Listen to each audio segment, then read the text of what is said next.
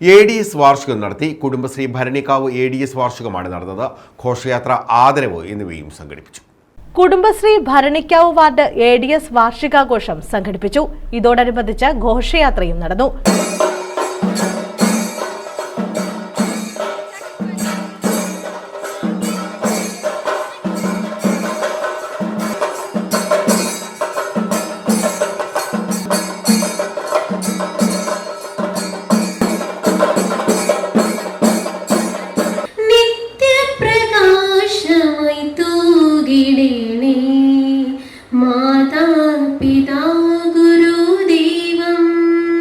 Doctor Sujith Vijayan Pillai MLA ഉദ്ഘാടനം ചെയ്തു.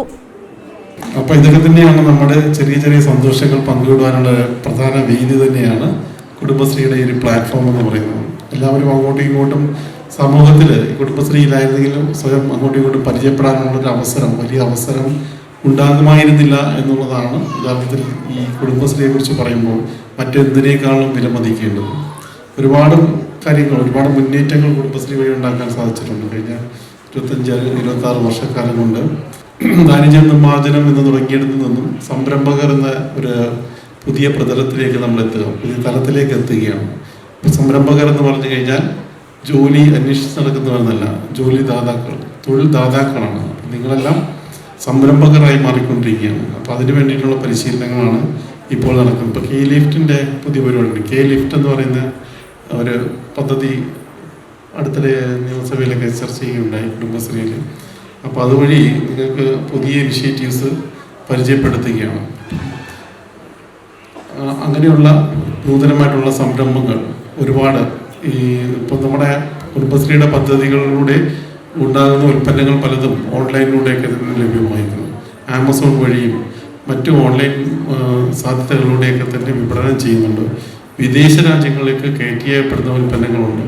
250 കോടി രൂപയുടെയൊക്കെ ഉൽപ്പന്നങ്ങൾ കയറ്റി അയക്കുന്നുണ്ടെന്നുള്ളതാണ് ഞാൻ മനസ്സിലാക്കാൻ സാധിക്കുന്നത്.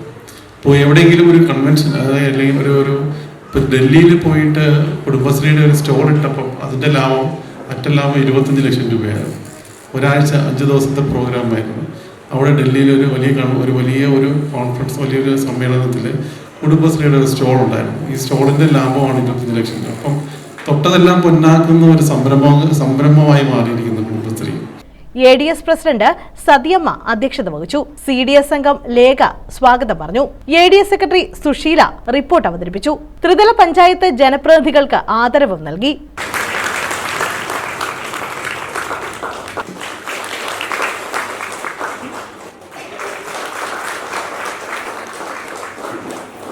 നമ്മുടെ ഭരണിക്കാവ് കൂടാതെ നമ്മുടെ സംസ്ഥാനതല വിജയികളായ എഴുത്തുകാരി ദിവ്യ ദേവകി മുഖ്യപ്രഭാഷണം നടത്തി. CDS അംഗങ്ങളെ ജില്ലാ പഞ്ചായത്ത് അംഗം IJ ലക്ഷ്മിയും SSLC +2 പ്രതിഭകളെ ബ്ലോക്ക് പഞ്ചായത്ത് അംഗം B ശശികുമാറും ADS അംഗങ്ങളെ വാർഡംഗം സുശീലയും സംസ്ഥാനതല വിജയികളെ വാർഡംഗം ഉഷ വിജയനും ആദരിച്ചു. CDS ചെയർപേഴ്സൺ പ്രിയ ജോൺ വയോജനങ്ങൾക്ക് ആദരവ് നൽകി. CDS അക്കൗണ്ട് കമറുന്നീസിക്കും ആദരവ് നൽകി. കലാപ്രതിഭകൾ, ADS അംഗങ്ങൾ എന്നിവരെയും ചടങ്ങിൽ ആദരിച്ചു. ലതാ രാജു നന്ദി പറഞ്ഞു. ഇതോടനുബന്ധിച്ച് കലാമേളയും സംഘടിപ്പിച്ചു. News bureau, Chavara.